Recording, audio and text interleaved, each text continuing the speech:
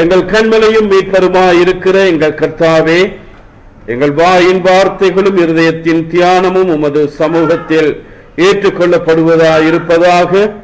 உமது வேதத்தில் உள்ள அதிசயங்களை பார்க்கும்படி எங்கள் கண்களை திறந்தருளும். ஆமேன், ஆமேன். ஒவ்வொரு ஞாயிற்றுக்கிழமையும் ஆராதனையின் போது அந்த ஆராதனையிலே அந்த பிரசங்க நேரத்திலே ஆண்டவர் எங்களுக்கு அவருடைய காரியங்களை கற்பித்து கொடுத்து கொண்டிருக்கின்றார். ஆகவே அழிந்து போகாத என்றென்றைக்கும் நிலைத்திருக்கக்கூடிய அந்த ஆண்டவருடைய வார்த்தைகளை எவ்வளவுக்கு நாங்கள் கேட்கின்றோமோ அது நல்லது. ஆனால் நமக்கு முன்பாக இருக்கின்ற சவால் என்னவென்றால், எவ்வளவு தூரத்துக்கு நாங்கள் அந்த வசனங்களை ஏற்றுக்கொண்டிருக்கின்றோம், எவ்வளவு தூரத்துக்கு அந்த வசனங்களை நாங்கள் எங்களுடைய ஞாபகத்திலே வைத்திருக்கின்றோம், எவ்வளவு தூரத்துக்கு அந்த வசனங்களை எங்களுடைய வாழ்க்கையிலே நாங்கள் நடைமுறைப்படுத்துகின்றோம் என்பது நமக்கு முன்பாக இருக்கின்ற சவாலாக இருக்கின்றது. உங்களிடத்திலே நான் இந்த கேள்வியை கேட்டால் நீங்கள் என்ன பதில் சொல்வீர்கள்? நாங்கள் ரட்சிக்கப்பட்டிருக்கின்றோமா? நாங்கள் ரட்சிக்கப்பட்டிருக்கின்றோமா? நீங்க என்ன சொல்றீங்க? ரெண்டு பதில் தான் இருக்கு. ஒன்று ஆமா, ரெண்டாவது இல்ல. ஒன்றா ரெண்டா? உங்களுக்கு சந்தேகமா? ஒன்று. சரி, இப்ப நாங்க எபிரேயர் 9ஆம் அதிகாரம் 28வது வசனத்தை நாங்கள் வாசிப்போம். எபிரேயர் 9ஆம் அதிகாரம் 28வது வசனத்தை நாங்கள் வாசிப்போம். நித்ல வாசிமா. எபிரேயர் 9ஆம் அதிகாரம் 28வது வசனம்.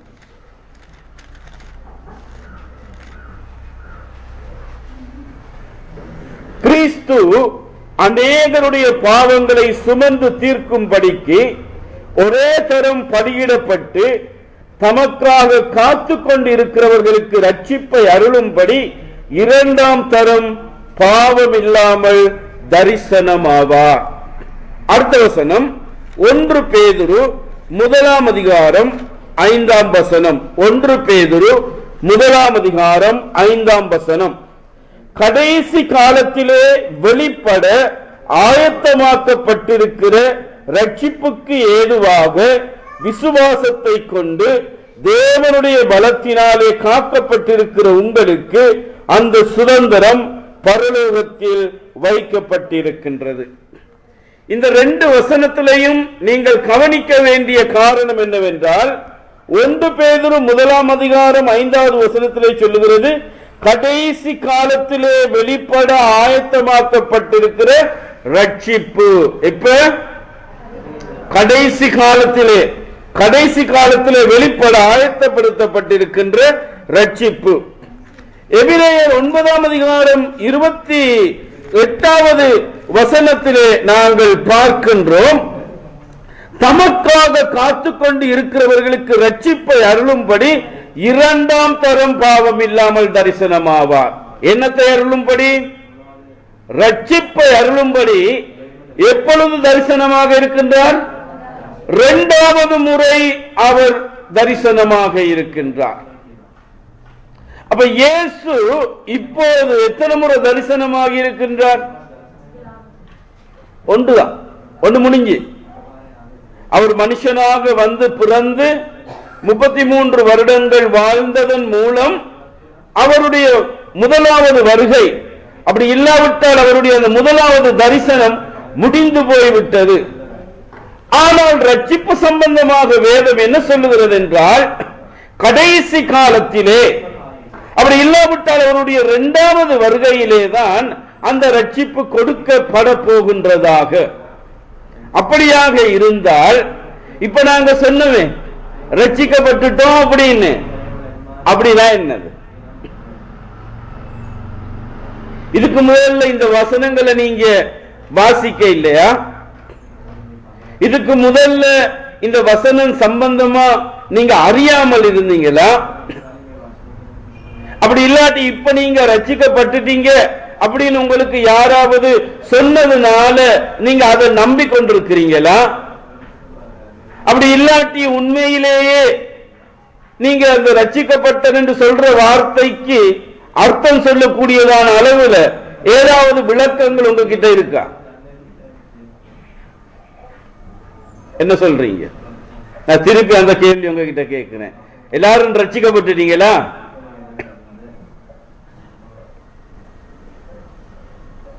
முதல் யோசிக்காத அந்த யோசனை இப்ப யோசிக்க வேண்டி வருது.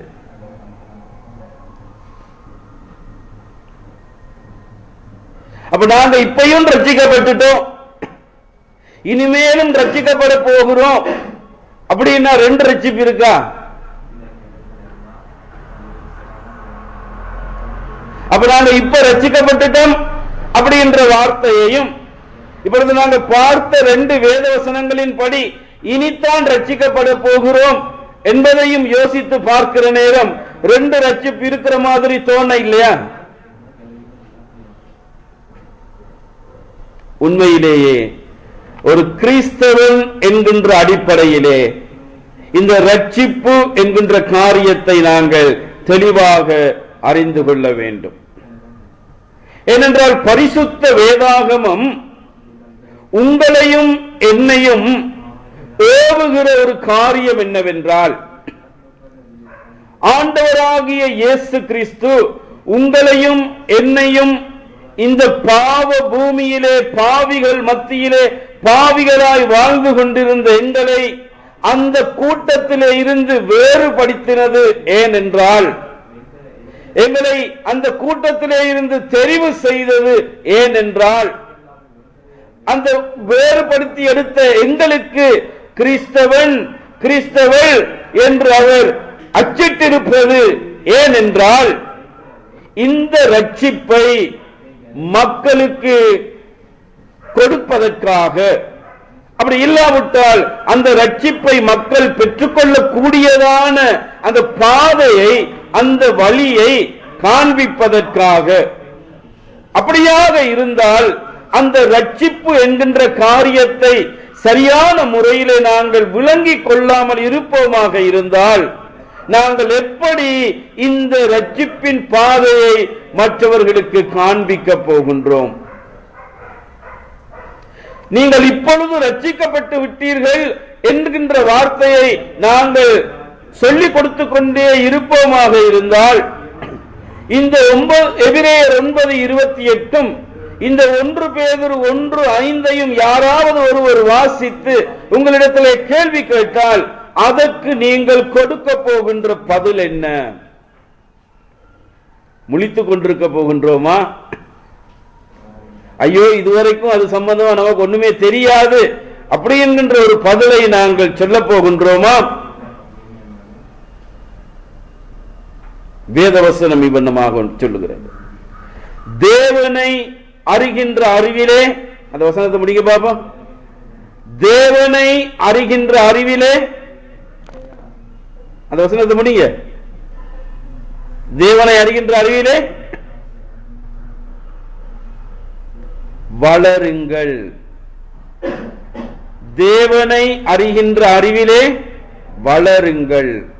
அப்ப நாங்கள் இந்த ரட்சிப்பு என்கின்ற சொல்கின்ற காரியமும் தேவனுடையதுதான். அது தேவன் நமக்கு தந்த, அப்படி இல்லாவிட்டால் தரப்போகின்ற ஒன்று. ஆகவே அதை குறித்து நாங்கள் அறிந்திருக்க வேண்டும். அதை ஆண்டவர் விரும்புகின்றார். ஆகவே பிரியமானவர்களே, இப்பொழுது நாங்கள் ரட்சிக்கப்பட்டிருக்கின்றோம் என்று சொல்கின்ற அந்த வசனத்துக்கும் இனிமேலும் ஒரு ரட்சிப்பு இருக்கின்றது அப்படி என்று இந்த 2 வேத வசனங்கள் சொல்லுகின்ற அந்த காரணத்தை குறித்தும் நாங்கள் இப்பொழுது சிந்திப்போம். அதை நாங்கள் கற்றுக்கொள்ளுவோம். ஆகவே நான் கதைக்கின்ற ஒவ்வொரு வார்த்தைக்கும் நீங்கள் அவதானமாக செவிசாய்க்க வேண்டும் என்று நான் கேட்டுக்கொள்வதோடு, நான் குறிப்பிடுகின்ற வேத வசனங்களை நீங்களும் குறித்துக் கொண்டு அதை நீங்கள் வீட்டிலே போய் மீண்டும் மீண்டும் பார்ப்பீர்களாக இருந்தால், அந்த வசனங்களை அடிக்கடி வாசிப்பீர்களாக இருந்தால், ரட்சிப்பு சம்பந்தமான எண்ணத்தை சொல்கின்றேனோ அதை நீங்கள் விளங்கிக் கொள்வீர்கள் என்பதில் எந்த விதமான சந்தேகமும் இல்லை. முதலாவதாக இந்த முதலாவது ரட்சிப்பு சம்பந்தமாய் நான் உங்களுக்கு சொல்லிக் கொடுக்க விரும்புகின்றேன். 1 யோவான் 1ஆம் அதிகாரம் 9வது வசனம். 1 யோவான் 1ஆம் அதிகாரம் 9வது வசனம். அந்த வசனம் என்ன சொல்லுகிறது என்றால், நம்முடைய பாவங்களை நாம் அறிக்கையிட்டால் பாவங்களை நமக்கு மன்னித்து எல்லா அநியாயத்தையும் நீக்கி நம்மை சுத்திகரிப்பதற்கு அவர் உண்மையும் நீதியும் உள்ளவராய் இருக்கின்றார். ரட்சிப்பு சம்பந்தமாக ஆண்டவர் இந்த உலகத்துக்கு அறிவிக்கின்ற அறிவிப்பு அதுதான். நாங்கள் என்ன செய்ய வேண்டும்? எங்களுடைய பாவங்களை நாங்கள் அறிக்கை செய்ய வேண்டும். அதாவது எங்களுடைய பாவங்களை நாங்கள் ஆண்டவராகிய இயேசு கிறிஸ்துவுக்கு எடுத்து சொல்ல வேண்டும். அப்படியாக இருந்தால் பாவம் என்றால் என்ன என்பதை நாங்கள் தெரிந்திருந்தால் மாத்திரமே நாங்கள் செய்த பாவங்களை ஆண்டவருக்கு நாங்கள் எடுத்து சொல்ல முடியும். அப்ப பாவம் என்றால் என்ன? 1 யோவான் 3ஆம் அதிகாரம் 4வது வசனம். 1 யோவான் 3ஆம் அதிகாரம் 4வது வசனம் சொல்லுகிறது, நியாய பிரமாணத்தை மீறுவது பாவம். அப்படியாக இருந்தால் இந்த நியாய பிரமாணம் என்பது என்ன?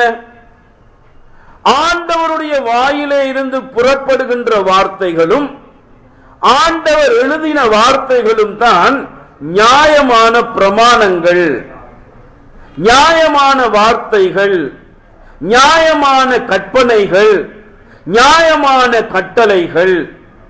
அவைகளை நாங்கள் மீறுவோமாக இருந்தால் அதற்கு பெயர் பாவம்.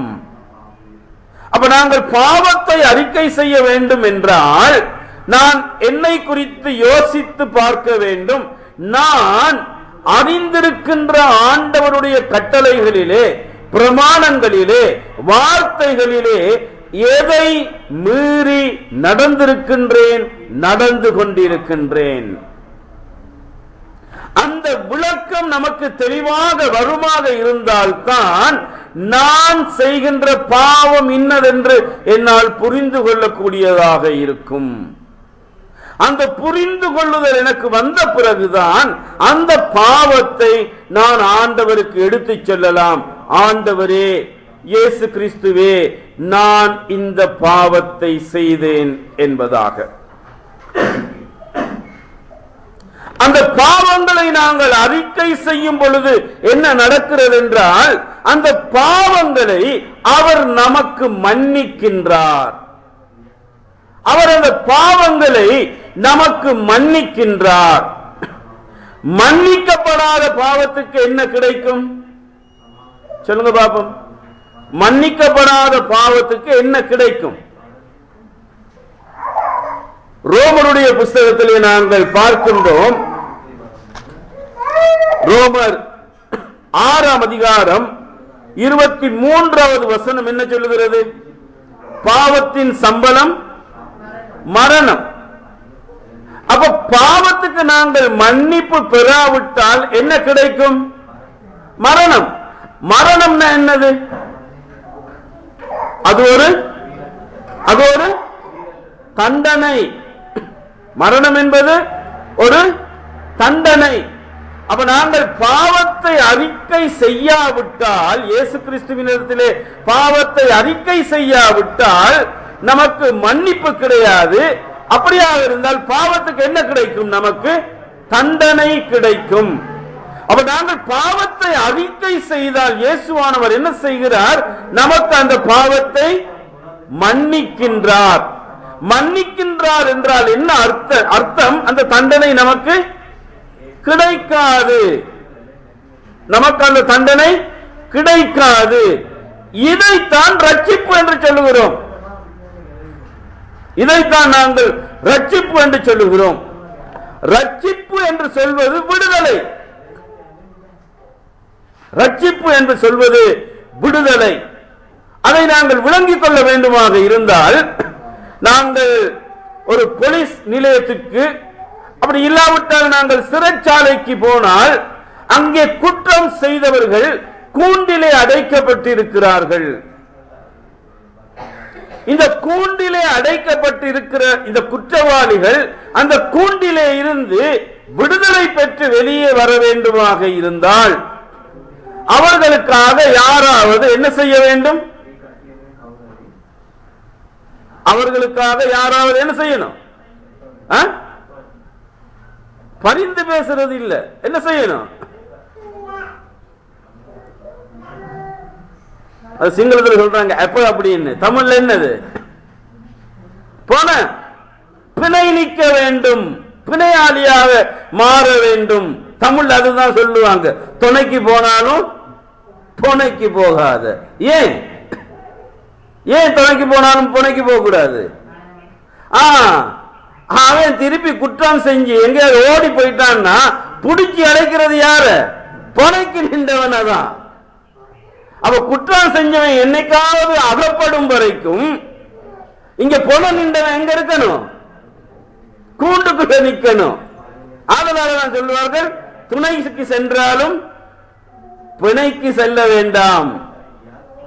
ஆகவே ஒருவன் பிணை நின்றால் மாத்திரமே, பணத்தினாலோ சரீரத்தினாலோ ஒருவன் பிணை இருந்தால் மாத்திரமே அந்த கூண்டுக்குள்ளே இருக்கின்ற குற்றவாளி தீர்ப்பு முடியும் வரைக்கும் அவன் அந்த கூண்டிலே இருந்து வெளியே இருக்கலாம், விடுதலையாகி வெளியே இருக்கலாம்.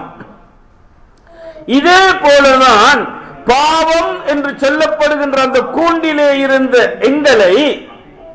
எங்களுக்காக இயேசு தன்னை பிணையாக ஒப்பு கொடுத்தார். அவரிடத்தில் எங்களுடைய பாவங்களை நாங்கள் அறிக்கை செய்தோம். அவர் எங்களை மன்னித்ததினாலே இன்றைக்கு நாங்கள் கூட்டுக்குள்ளே அல்ல, அந்த கூட்டுக்கு வெளியே இருக்கின்றோம். இந்த வெளியே இருக்கின்ற எங்களுக்கு ஒரு பொறுப்பு இருக்கின்றது. இந்த வெளியிலே இருக்கின்ற நாங்கள் ஞானமாக செயல்பட வேண்டும். அப்படியாக இருந்தால் அந்த ஞானம், அந்த பொறுப்பு என்னது?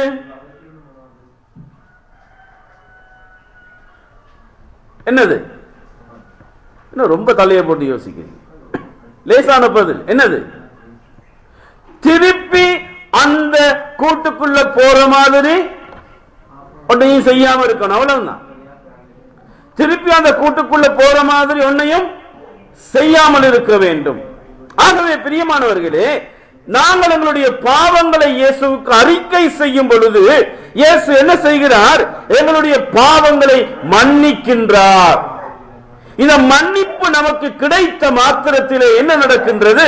நாங்கள் அந்த தண்டனையிலே இருந்து விடுதலை பெற்று வெளியே வருகின்றோம். அது மாத்திரமல்ல, அவர் எங்களுடைய எல்லா அநியாயத்தையும் எங்களை விட்டு நீக்குகின்றார். அவர் எங்களுடைய எல்லா அநியாயத்தையும் அவர் நீக்குகின்றார். அவர் எப்படி எங்களை விட்டு அந்த அநியாயங்களை நீக்கிறார் என்றால், அவர் எங்களை சுத்திகரிக்கின்றார். அவர் எதனால் எங்களை சுத்திகரிக்கிறார் என்றால், பாவம் இல்லாத தூய்மையான இரத்தத்தினாலே அவர் எங்களை சுத்திகரிக்கின்றார். இயேசுவினுடைய இரத்தம் எப்படி தூய்மை உள்ளது என்று நாங்கள் சொல்ல முடியும்? அவரும் எங்களை போல மனிதனாக பிறந்தவர் அல்லவா? அவரும் இந்த உலகத்திலே பிறந்த ஒரு பெண்ணிடத்திலே பிறந்தவர் அல்லவா? அப்ப எங்களுடைய இரத்தம் பாவம் என்றால் அவருடைய இரத்தமும் பாவமாக அல்லவா இருக்க வேண்டும்? இப்படி இருக்கத்தக்கதாக அவருடைய இரத்தம் பரிசுத்தம் உள்ளது என்று எப்படி எங்களால் சொல்ல முடியும்? எப்படி சொல்ல முடியும்?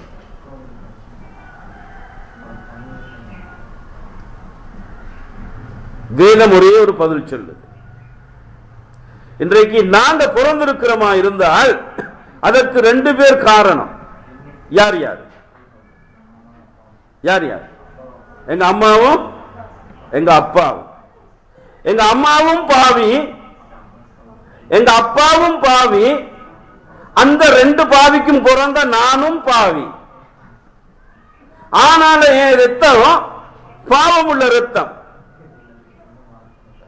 ஆனால் இயேசு கிறிஸ்து யோசேப்புக்கும் மரியாளுக்கும் பிறந்தவர் அல்ல. எத்தனை பேர் நம்புறீங்க? இயேசு கிறிஸ்து யோசேப்புக்கும் மரியாளுக்கும் பிறந்தவர் அல்ல. ஆனால் யோசேப்புக்கு தான் மரியாள் நியமிக்கப்பட்டிருந்தாள்.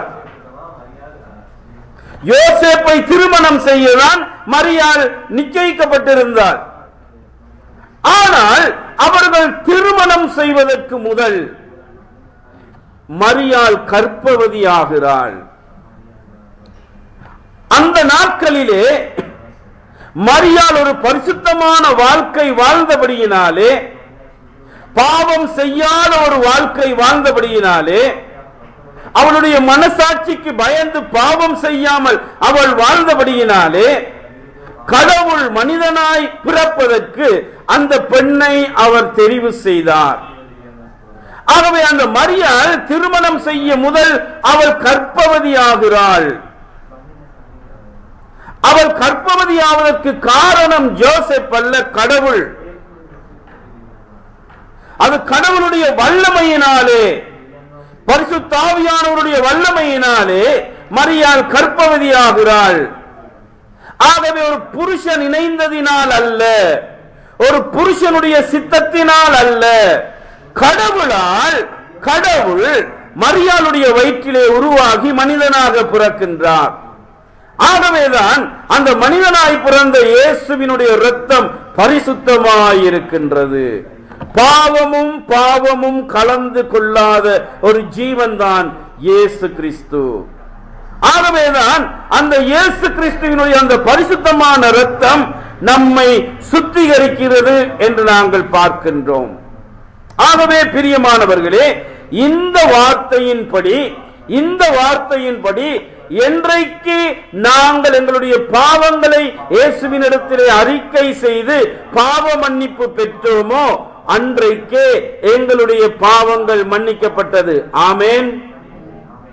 அதுதான் நாங்கள் பெற்ற ரட்சிப்பின் நாள்.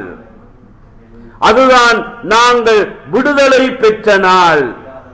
நாங்கள் ஏன் அதை ரட்சிப்பு பெற்ற நாள், அப்படி இல்லாவிட்டால் விடுதலையின் நாள் என்று சொல்லுகிறோம் என்றால், பாவத்தின் தண்டனையாகிய மரணம் நமக்கு இல்லை. அப்ப நான் இந்த மன்னிப்பை பெற்றுக்கொண்டவனாய் இருக்கின்றபடியினாலே, நான் இந்த தண்டனையிலே இருந்து விடுதலையாக்கப்பட்டிருக்கின்றபடியினாலே நான் என்ன செய்ய வேண்டும்? நான் பெற்றுக்கொண்ட இந்த புது வாழ்க்கையை புது வாழ்க்கையாக காத்து கொள்ள வேண்டும். அப்படி நான் காத்து கொள்ளாமல் மீண்டும் ஒரு பிழையை செய்துவிட்டால், மீண்டும் ஒரு பாவத்தை நான் செய்துவிட்டால், மீண்டும் ஆண்டவருடைய ஒரு வார்த்தையை, கற்பனையை நான் மீறிவிட்டால், நான் திருப்பி எங்கே போகின்றேன்?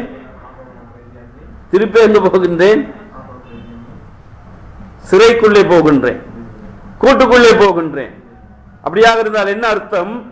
திருப்பி அந்த தண்டனைக்கு நான் ஆளாகிவிட்டேன். நான் திருப்பியும் வெளியே வரணுமா இருந்தா என்ன செய்யணும்? அவர் முன்பு எனக்கு காண்பித்து கொடுத்த அதே வழியை தான் நான் பின்பற்றணும். என்ன செய்யணும்? பாவத்தை இயேசுவினிடத்திலே அறிக்கை செய்ய வேண்டும். நீதிமொழிகள் 28:13, நீதிமொழிகள் 28:13 நாங்கள் பார்க்கின்றோம், தன் பாவங்களை மறைக்கிறவன் வாழ்வடைய மாட்டான், அவைகளை அறிக்கை செய்து விட்டு விடுகிறவனோ இரக்கம் பெறுவான். ரட்சிப்பு சம்பந்தமாக நாங்கள் விளங்கிக் கொள்ளுகின்ற 2வது வசனம், தன்னுடைய பாவங்களை மறைக்கிறவன் வாழ்வடைய மாட்டான். அவனுக்கு ஒரு புது வாழ்வு கிடையாது. அவனுக்கு ஒரு மறுபிறப்பு கிடையாது. ஆனால் தன்னுடைய பாவங்களை மறைக்காமல் அறிக்கை செய்கிறவனுக்கு மன்னிப்பு கிடைக்கின்றது, அவனுக்கு ஒரு புது வாழ்வு கிடைக்கின்றது, அவன் மறுபடியும் பிறக்கின்றான். ஆகவே அந்த அறிக்கை செய்து அந்த மன்னிப்பை பெற்றுக் கொள்ளுகிறவனுக்கு ஆண்டவர் என்ன சொல்லுகிறார் என்றால், நீ அறிக்கை செய்த பாவத்தை என்ன செய்? விட்டுவிடு. விட்டுவிடு என்றால் என்ன அர்த்தம்? திருப்பி செய்யாதே. நீ திருப்பி செய்தால் என்ன கிடைக்காது? ஆண்டவருடைய இரக்கம் உனக்கு கிடைக்காது. தன்னுடைய பாவங்களை மறைக்கிறவன் வாழ்வடைய மாட்டான். ஆனால் அவைகளை அறிக்கை செய்து விட்டு விடுகிறவனோ இரக்கம் பெறுவான். ரோமர் 10 அதிகாரம் 10வது வசனம். ரோமர் 10 அதிகாரம் 10வது வசனம். நீதி உண்டாக இருதயத்திலே விசுவாசிக்கப்படும், ரட்சிப்பு உண்டாக வாயினாலே அறிக்கை பண்ணப்படும். விடுதலை உண்டாக, ரட்சிப்பு உண்டாக என்ன செய்யணுமாம்? வாயினாலே அறிக்கை பண்ணணும். வாயினாலே நாங்கள் செய்த பாவத்தை ஆண்டவராகிய இயேசு கிறிஸ்துவினிடத்திலே நாங்கள் சொல்ல வேண்டும். ஆகவே பிரியமானவர்களே, இந்த முதலாவது ரட்சிப்பை, இந்த முதலாவது விடுதலையை நாங்கள் பெற்றுக்கொள்ளதான் ஆண்டவர் என்ன செய்கிறார் என்றால், மத்தேயு 11 அதிகாரம் 28வது வசனத்திலே இருந்து 30வது வசனம் வரைக்கும் நாங்கள் வாசிக்கும் பொழுது இந்த உலகத்துக்கு ஆண்டவர் ஒரு அழைப்பை கொடுக்கின்றதை நாங்கள் பார்க்கின்றோம். மத்தேயு 11 அதிகாரம் 28வது வசனத்திலே இருந்து 30வது வசனம் வரைக்கும் ஆண்டவர் இவ்வண்ணமாக சொல்லுகின்றார், வருத்தப்பட்டு பாரம் சுமக்கிறவர்களே, நீங்கள் எல்லோரும் என்னிடத்திலே வாருங்கள், நான் உங்களுக்கு இளைப்பாறுதல் தருவேன். பிரியமானவர்களே, நான் முன்பு அந்த வேத வசனங்கள் 3 மூலம் உங்களுக்கு நான் என்னத்தை சொல்லி தந்தனோ, என்னத்தை விளக்கப்படுத்தினோ, அது உங்களுடைய மனதிலே ஆணித்தனமாய் பதிந்திருக்க வேண்டும். அது உங்களுடைய மனதிலே ஆணித்தனமாய் பதிந்திருந்தால் தான், ஞாபகத்திலே இருந்தால் தான் இந்த மத்தேயு 11:28 உங்களால் செய்ய முடியும். வருத்தப்பட்டு பாரம் சுமக்கிறவர்களே, நீங்கள் எல்லோரும் இயேசுவினிடத்திலே வாருங்கள், இயேசு உங்களுக்கு இளைப்பாறுதல் தருவார் என்பதை நீங்கள் பயமில்லாமல் சொல்ல வேண்டுமாக இருந்தால், முதல் 3 வசனத்திலே நீங்கள் கற்றுக்கொண்டதை நீங்கள் ஞாபகத்திலே வைத்திருந்தால் மாத்திரமே இந்த வசனத்தை நீங்கள் ஞாபகப்படுத்தி உலகத்திலே பாவத்திலே வாழ்கின்ற ஒவ்வொரு மக்களுக்கும் உங்களால் அழைப்பு கொடுக்க முடியும். ஆகவே இயேசு மக்களை அழைக்கின்றார். ஒரு பப்ளிக் இன்விடேஷன், ஒரு திறந்த அழைப்பை இந்த உலகத்துக்கு இயேசுவானவர் கொடுக்கின்றார். பாவ பாரத்தை சுமந்து கொண்டிருக்கின்றவர்களே, பாவத்திலே இருந்து விடுதலை பெறுவதற்கு வழி தெரியாமல் தவிக்கின்றவர்களே, நீங்கள் என்னிடத்திலே வாருங்கள், இயேசுவாகிய என்னிடத்திலே வாருங்கள், நான் உங்களுக்கு இளைப்பாறுதல் தருவேன். அந்த இளைப்பாறுதல் என்ன? நீங்கள் உங்களுடைய பாவங்களை என்னிடத்திலே அறிக்கை செய்யுங்கள், அந்த பாவங்களை நான் உங்களுக்கு மன்னிப்பேன், அந்த பாவத்துக்குரிய தண்டனையினாலே நான் உங்களை தண்டிக்க மாட்டேன். அதுதான் உங்களுக்கு நான் தருகின்ற விடுதலை, அதுதான் நான் உங்களுக்கு தருகின்ற ரட்சிப்பு. ஆதலால் வருத்தப்பட்டு பாரம் சுமக்கிறவர்களே, நீங்கள் எல்லோரும் என்னிடத்திலே வாருங்கள் என்று இயேசுவானவர் அழைக்கின்றார். அதே போல லூக்கா 9 அதிகாரம் 23வது வசனத்தை நாங்கள் வாசிக்கும் பொழுது, லூக்கா 9:23 நாங்கள் வாசிக்கும் பொழுது அங்கே நாங்கள் பார்க்கின்றோம்,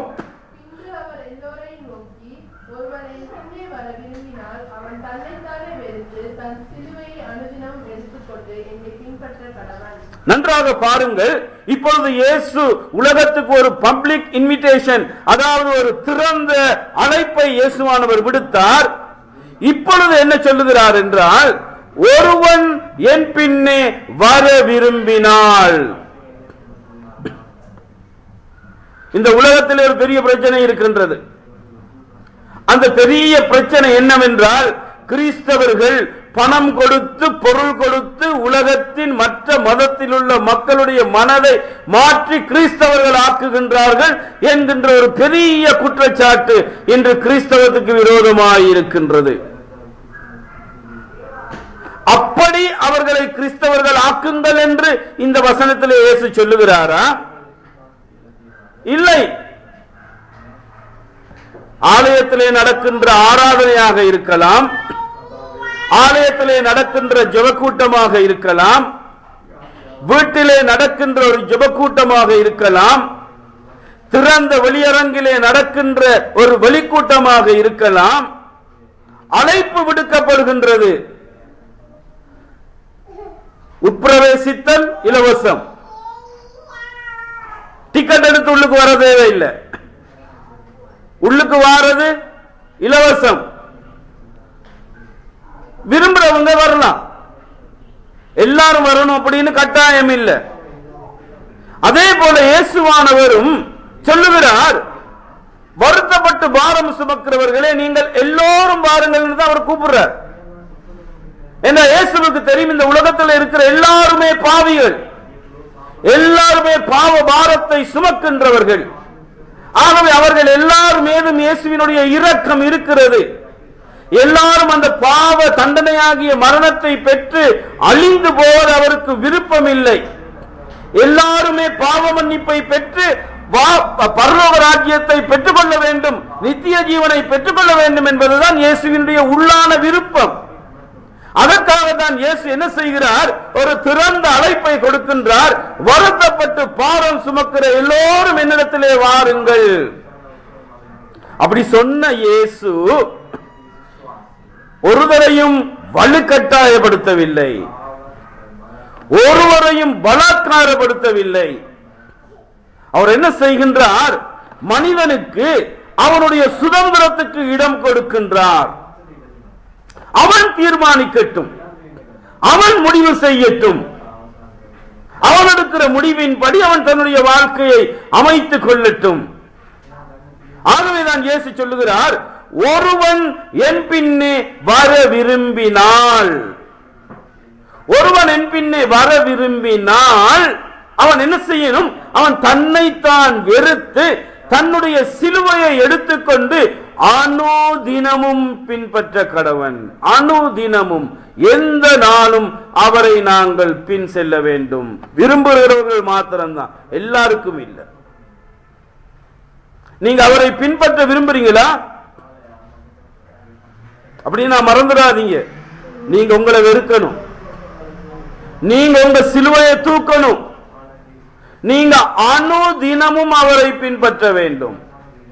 ஒரு நாள் ரெண்டு நாள் இல்ல, அனுதினமும். இந்த அனுதினமும் அப்படி இல்லாட்டி இந்த எந்த நாளும் என்ற வார்த்தை என்னைக்கு முடியுது? என்னைக்கு சாகுறோமோ அன்னைக்கு தான் முடியுது. நாங்கள் சாகும் வரைக்கும் என்னை நான் வெறுக்கணும், அவருடைய சிலுவையை நான் சுமக்கணும், அவரை நான் பின்பற்ற வேண்டும். இது ஆண்டவருடைய கட்டளை. நமக்கு முன்பாக இருக்கிற சவால் என்னவென்றால், நாங்கள் தீர்மானித்து விட்டோம் அவரை பின்பற்ற. ஒரு நல்ல தீர்மானத்தை எடுத்திருக்கின்றோம், ஒரு ஞானமான தீர்மானத்தை எடுத்திருக்கின்றோம், ஒரு புத்தியான தீர்மானத்தை எடுத்திருக்கின்றோம். நாங்கள் எடுத்த தீர்மானம் மோடத்தனமான தீர்மானம் அல்ல, அது ஒரு ஞானமான தீர்மானம். ஆனால் எங்களை நாங்க வெறுத்திருக்கிறோமா? யோசிச்சு பாருங்க. எங்களுடைய சிலுவையை நாங்க சுமந்திருக்கிறோமா? யோசிச்சு பாருங்க. எந்த நாளும் அவருக்கு பின்னால நாங்க போறோமா? யோசிச்சு பாருங்க. இந்த மூன்று காரியம் உங்களுடைய வாழ்க்கையில நடைமுறையில இல்லாட்டி அது சம்பந்தமா இன்னைக்கு நீங்க முடிவெடுங்க. என்ன செய்யணும் அப்படின்னு தெளிவா அவர் சொல்றாரு. செய்யாம இருக்கிறது தான் தாமதம். அதை தொடர்ந்து செய்யறதா இல்லையான்றத நீங்க முடிவு செய்யுங்க. யோவான் 3ஆம் அதிகாரம் 16வது வசனம். யோவான் 3ஆம் அதிகாரம் 16வது வசனம்.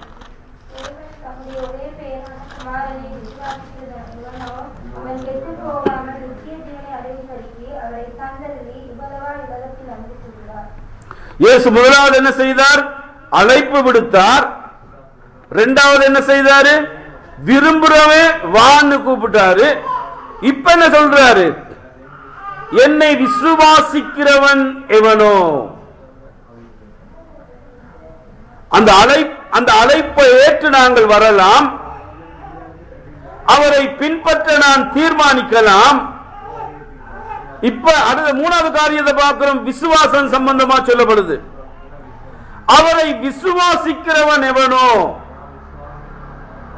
ஆண்டவர் அறக்குறையான விசுவாசத்தை எங்ககிட்ட எதிர்பார்க்கிறாரா, முழுமையான விசுவாசத்தை எதிர்பார்க்கிறாரா? முழுமையான விசுவாசம். அப்ப முழுமையான விசுவாசம்னா என்னது, அறக்குறையான விசுவாசம்னா என்னது?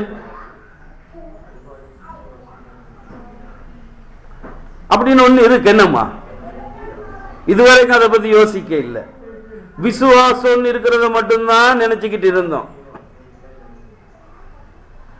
அறக்குறையான விசுவாசம், முழுமையான விசுவாசம்னா என்னது? நாங்க திருப்புவோம் யாக்கோபினுடைய புஸ்தகம். யாக்கோபினுடைய புஸ்தகத்தை நீங்க திருப்பிக் கொள்ளுங்க. யாக்கோபு 2ஆம் அதிகாரம் 22வது வசனத்தை வாசிங்க. யாக்கோபு 2:22.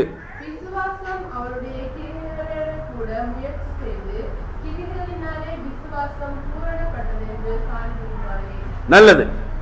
விசுவாசம் எதனால பூரணப்படுது? கிரியையினால. எதனால பூரணப்படுது? கிரியையினால. இந்த கிரியைனா என்னது? ஆண்டவர் இந்த கிரியையில என்னது எதிர்பார்க்கிறாரு? வாசிங்க யாக்கோபு 4:7. யாக்கோபு 4:7. ஆமென்.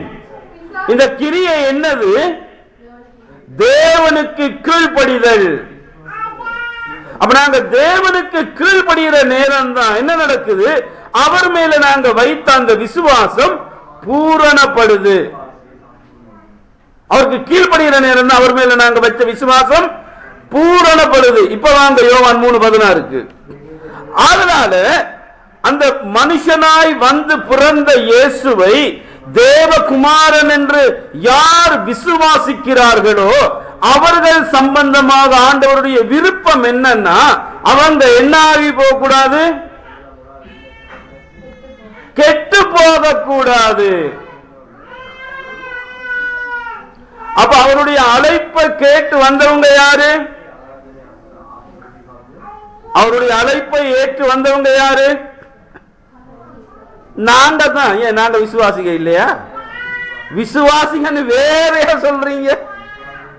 நாங்க விசுவாசிக இல்லையா? நாங்க தான். அந்த அழைப்பை ஏற்ற வந்த பிறகு விரும்புகிறவன் என்னை பின்பற்ற கடவன் சொன்னாரு. அப்ப அவருக்கு பின்னால போறதுக்கு முடிவெடுத்தது யாரு? நாங்க தான். யாரு? நாங்க தான்.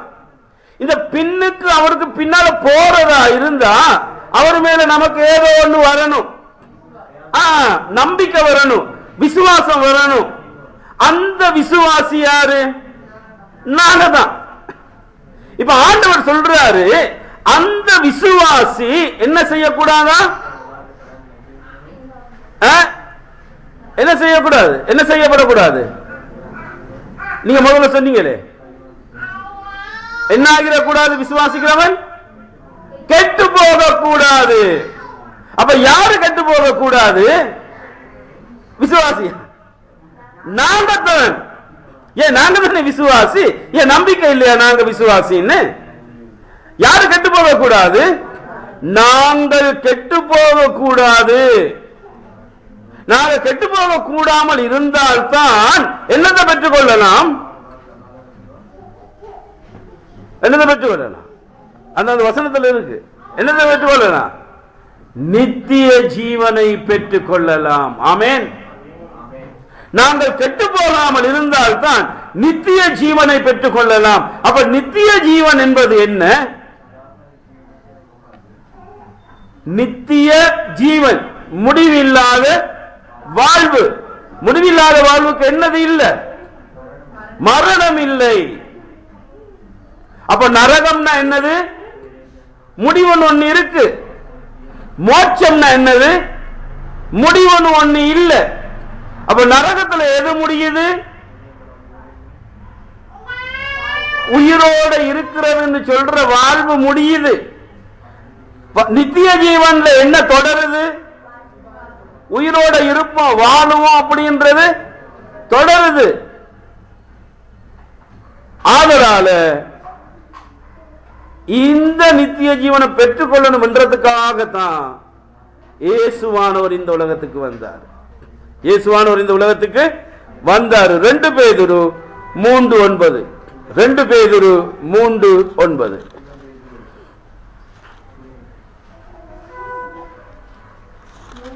2 பேதுரு 3ஆம் அதிகாரம் 9வது வசனம்.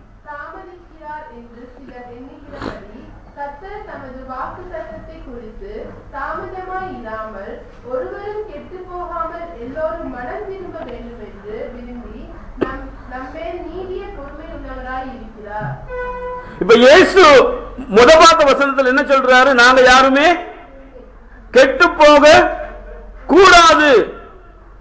இப்ப நாங்க கெட்டு போகாம இருக்கிறோமா? சரி, இப்படி வாரேன்.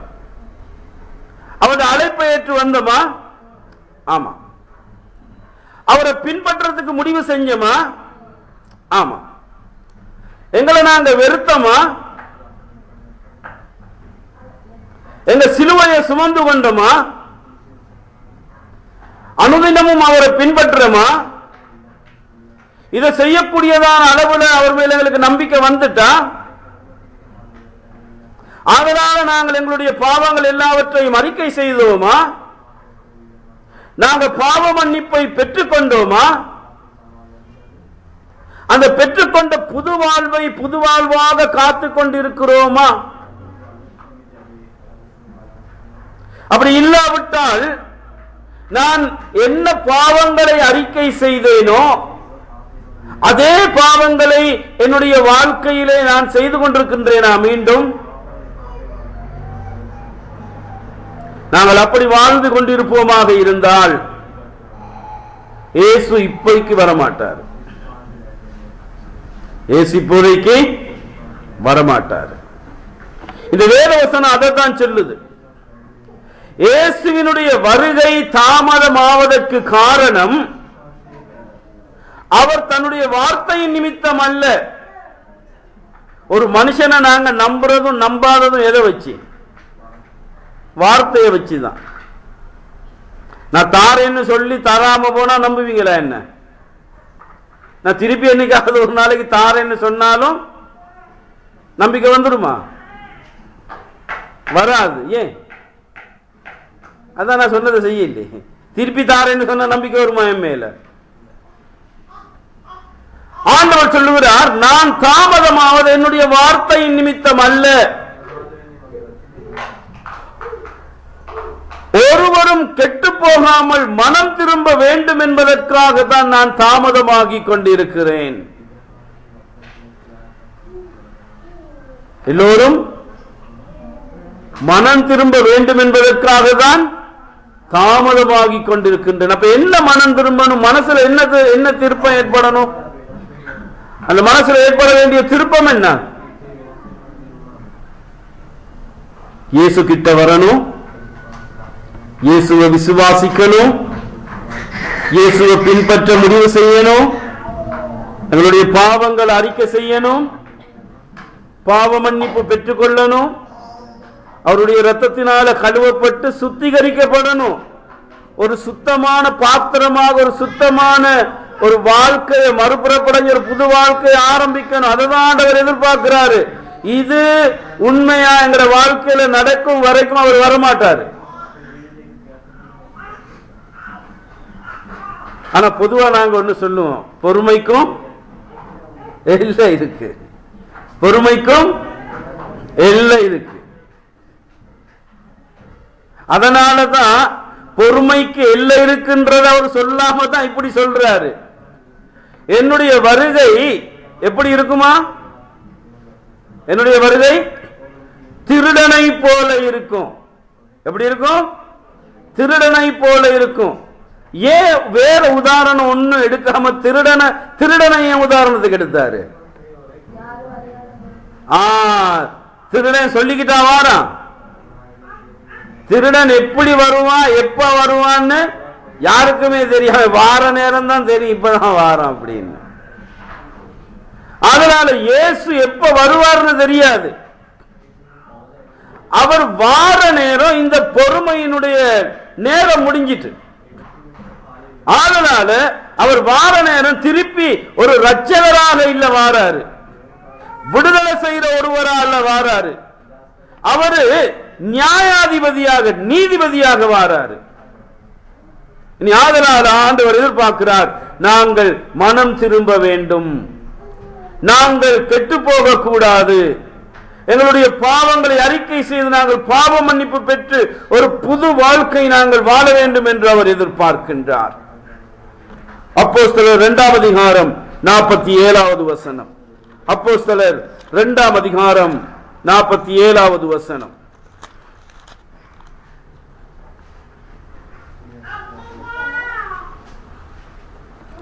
தேவனை துதித்து ஜனங்கள் எல்லாரிடத்திலும் தயவு பெற்றிருந்தார்கள்.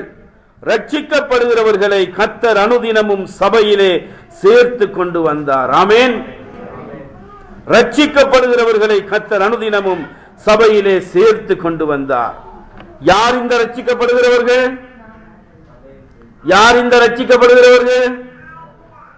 அவருடைய அழைப்பை ஏற்று வந்து அவரை பின்பற்ற தீர்மானித்து தன்னைத்தான் வெறுத்து தன்னுடைய சிலுவையை சுமந்து கொண்டு அனுதினமும் அவரை பின்பற்றுகிற, அவரை விசுவாசிக்கிற, தன்னுடைய பாவங்களை அறிக்கை செய்து பாவ மன்னிப்பு பெற்றுக்கொண்ட இவர்களை தான் என்ன சொல்லுகிறது இந்த வேதவசனம்? ரட்சிக்கப்படுகின்றவர்கள். இந்த ரட்சிக்கப்படுகின்றவர்களை ஆண்டவர் என்ன செய்தாராம்? அனுதினமும், எந்த நாளும் என்ன செய்தாராம்? சபையிலே சேர்த்து கொண்டு வந்தார். சபையிலே சேர்த்து கொண்டு வந்தார். அந்த பொறுப்பை தான் ஆண்டவர் உங்க ஒவ்வொருவர்கிட்டையும் கொடுத்திருக்கிறார். இதைதான் நீங்க உங்களுடைய வாழ்க்கையில செய்யணும். இதுதான் சாட்சி. இந்த சாட்சியினால ஜனங்கள் வரணும் அவர்கிட்ட. அப்ப அந்த சாட்சி எங்க கிட்ட இருந்தா தான் சொல்லலாம். அது இல்லாட்டி சொல்லலுமா? முடியாது. அது இருக்கணும் எங்க கிட்ட. அது இருக்கணுமா இருந்தா அதை பெற்றுக்கொண்ட ரட்சிப்பை காத்து கொள்ளணும் நாங்க. அதனால இவ்வளவு நேரம் நாங்க பார்த்தது அந்த முதலாவது ரட்சிப்பு.